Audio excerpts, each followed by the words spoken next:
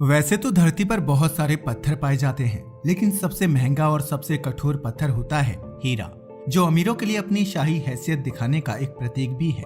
कोई कितना रिच और वेल्दी है, इसका अंदाजा इस बात से लगाया जाता है कि उसने कितनी कैरेट का हीरा अपनी उंगली में या नेकलेस में पहन रखा है।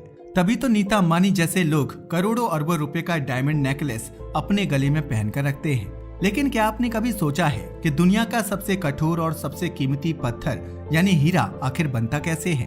आखिर दिखने में छोटा सा लगने वाला यह चमकीला पत्थर करोड़ों में क्यों बिकता है?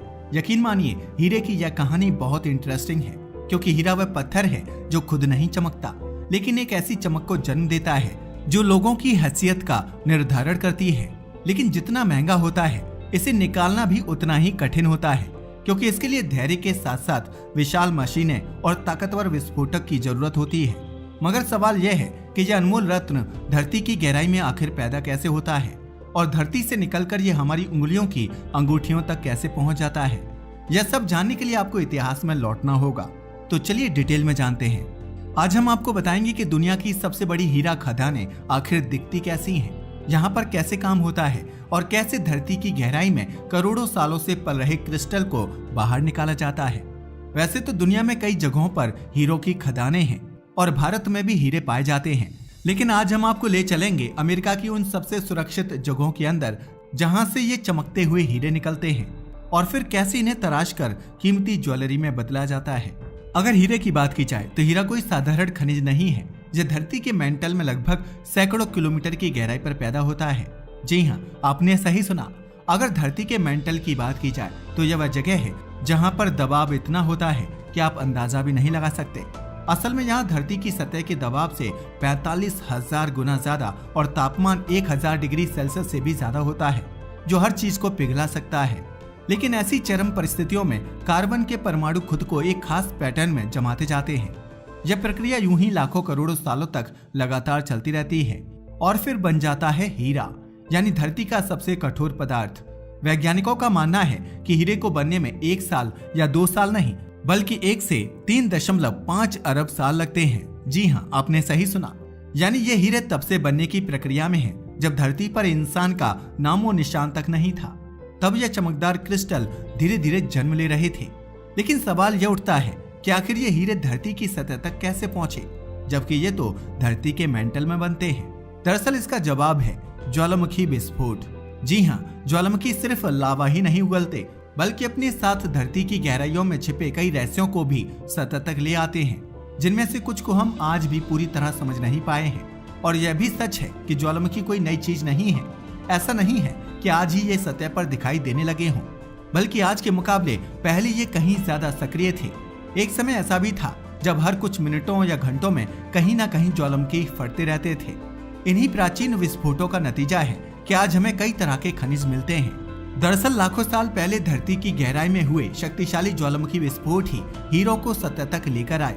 इन विस्फोटों के दौरान एक खास तरह की चट्टान बनी, जिसे किम्बरलाइट कहा जाता है, और इन्हीं किम्बरलाइट चट्टानों में हीरे फंसे होते हैं। आज यही किम्बरलाइट पाइप्स दुनिया की सबसे बड़ी हीरा खदानों की नींव है। इतना ही नहीं, समय के साथ नदियां भी इन हीरों को बहाकर अलग अलग जगहों पर जमा करती रही, जिन्हें एल्यूवियल डिपॉजिट्स कहा जाता है। तो चलिए अब हम आपको हीरो की कहानी से रूबरू करवाते हैं कि कैसे इन्हें निकाल कर तराशा जाता है। इसके लिए हम आपको लेकर चलते हैं धरती की सबसे बड़ी हीरा खदानों में से एक की ओर, जिसका नाम है डायविक डायमंड माइन। डायविक डायमंड माइन की बात की जाए तो ये एक ऐसी खदान है जो बर्फीले जंगलों में छिपी हुई है।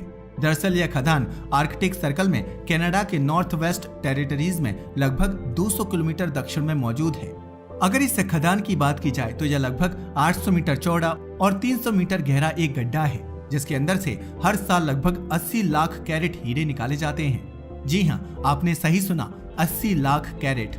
यह खदान न केवल उत्पादन के लिए मशहूर है, बल्कि अपनी इंजीनियरिंग के लिए भी बहुत ही खास है। इसका अंदाजा आप इस बात से लगा सकते हैं कि बर्फ से जमी झील पर खड़ी विशाल संरचना, 24 घंटे काम करती मशीनें, मजदूर और -40 डिग्री सेल्सियस तक गिरता तापमान भी इस काम को नहीं रोक पाता। तभी तो इसे इंजीनियरिंग का एक अद्भुत नमूना कहा जाता है।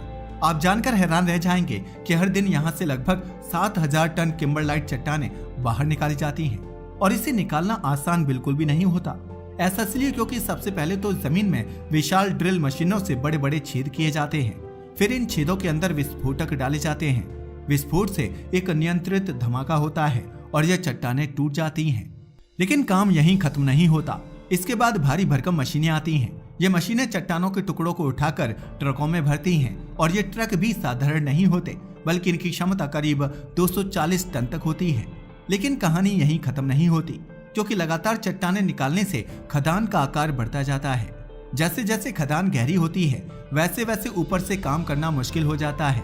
इसी वजह से जब खदान बहुत गहरी हो जाती है तो सब लेवल रिट्रीट तकनीकी का इस्तेमाल किया जाता है। अगर सब लेवल रिट्रीट तकनीकी की बात की जाए तो सबसे पहले 1 किलोमीटर गहरी सुरंग से चट्टानों को ऊपर तक लाया जाता है। इस तकनीक में हर कदम पर हैवी मशीनों का कमाल होता है। इसके बाद होता है प्रोसेसिंग, जिसमें पत्थर से रत्न बनने की यात्रा शुरू होती है। क्योंकि खदान से निकलने वाला हर पत्थर हीरा नहीं होता, बल्कि उसे बहुत ही सावधानी से छांट कर अलग किया जाता है। दरअसल जब कच्ची किम्बरलाइट प्रोसेसिंग प्लांट में लाई जाती है तो यही तय होता है कि किस पत्थर में हीरा है और कौन सा पत्थर बेकार है। इसके लिए सबसे पहले बड़ी मशीनों से चट्टानों को छोटे छोटे टुकड़ों में तोड़ा जाता है। इसके बाद वाइब्रेटिंग स्क्रीन और सेंसर की मदद से उन्हें आकार और घनत्व के आधार पर अलग किया जाता है। लेकिन अभी तक असली हीरे की पहचान नहीं हो पाती। इसके बाद आता है सबसे दिलचस्प स्टेप। इसमें कच्चे पत्थरों को फेरोसिलिकॉन जैसे भारी तरल में डाला जाता है। ऐसा इसलिए किया जाता है क्योंकि साधारण पत्थर इसमें तैर जाते हैं, जबकि हीरे नहीं तैरते। हीरे ज्यादा भारी होते हैं, इसलिए वे इस तरल में नीचे डूब जाते हैं। इसी तरह हीरों की पहचान हो जाती है और उन्हें अलग कर लिया जाता है। लेकिन कहानी यहीं खत्म नहीं होती। इसके बाद हीरो को धोकर साफ किया जाता है और रंग, आकार और साफपन के आधार पर अलग अलग किया जाता है। फिर इन्हें सुरक्षित तरीके से पैक करके आगे भेज दिया जाता है। अब आता है तराशने का चरण, जो हीरे को उसका असली रूप देता है। यहीं से शुरू होता है सबसे खास काम, एक साधारण पत्थर को चमकदार हीरे में बदलने का। सबसे पहले हीरे का 3D स्कैन किया जाता है। सॉफ्टवेयर उसके अंदर और बाहर की हर कमी को देखता है और अलग अलग कट का प्लान तैयार करता है। कट का प्लान बनने के बाद बारी आती है लेजर की। लेजर की मदद से पत्थर पर निशान बनाए जाते हैं ताकि उसे सही जगह से काटा जा सके। क्योंकि यह तो आप भी जानते हैं कि हीरे का असली जादू तभी सामने आता है जब उसे सही तरीके से तराशा और पॉलिश किया जाता है। दरअसल जब खदान से कच्चा हीरा निकलता है तो वह एक साधारण सा पत्थर ही लगता है। उसकी असली चमक अंदर छिपी होती है।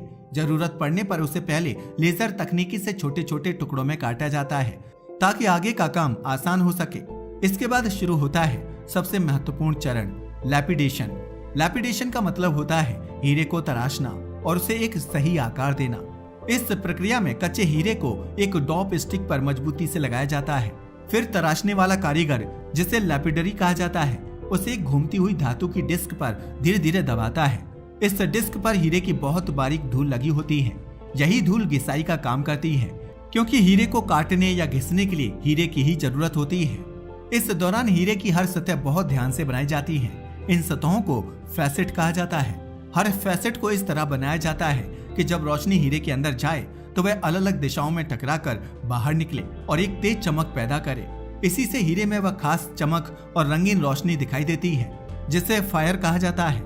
यही वजह है कि हीरे की असली खूबसूरती उसके कट पर निर्भर करती है। अगर कट सही नहीं हुआ तो हीरा उतना नहीं चमकेगा, चाहे वह कितना ही शुद्ध क्यों ना हो।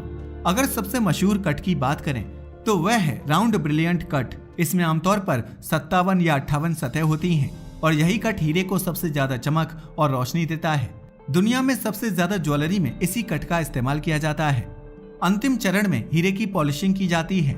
इस प्रक्रिया में हर किनारे और सतह को इतना चिकना बना दिया जाता है कि वह शीशे की तरह चमकने लगता है। पॉलिशिंग के बाद हीरे की पूरी खूबसूरती सामने आ जाती है और फिर वही साधारण सा दिखने वाला पत्थर एक बेशकीमती चमकदार हीरा बन जाता है, जो किसी भी ज्वेलरी की जान बन सकता है। इस तरह जब यह पूरा सफर खत्म होता है तो अरबों साल पहले धरती की गहराई में बना एक छोटा सा पत्थर इंसानी मेहनत, तकनीक और कला की मदद से एक ऐसी चमक में बदल जाता है जो पूरी दुनिया को अपनी ओर खींच लेती है। हर साल दुनिया भर में लाखों कैरेट हीरे निकाले और प्रोसेस किए जाते हैं और यही है हीरे का असली सफर, धरती की गहराई से लेकर लग्जरी की दुनिया तक। वैसे आपका हीरो के बारे में क्या ख्याल है? क्या आपको हीरे पसंद हैं? हमें कमेंट करके जरूर बताइएगा। और अगर आपको हमारी वीडियो पसंद आई हो तो इसे लाइक करें और हमारे चैनल को सब्सक्राइब करना ना भूलें। धन्यवाद।